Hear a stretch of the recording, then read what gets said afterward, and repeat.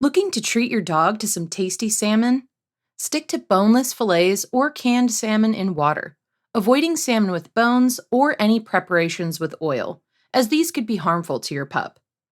Cook the salmon thoroughly to 145 degrees Fahrenheit until it's opaque.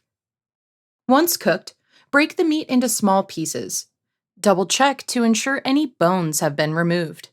And give your dog the plain salmon as a treat. Limit your dog's salmon consumption to once or twice a week due to its high fat content, and consult with your vet on portion sizes. Add grains and veggies like cooked rice and green beans to salmon for a balanced meal, or create a high protein dish for your doggo by making a mix with salmon, sardines, and beef liver. You can also make simple training treats by blending 2 cans of salmon, an egg, and 2 cups of flour until the ingredients take on a dough-like consistency.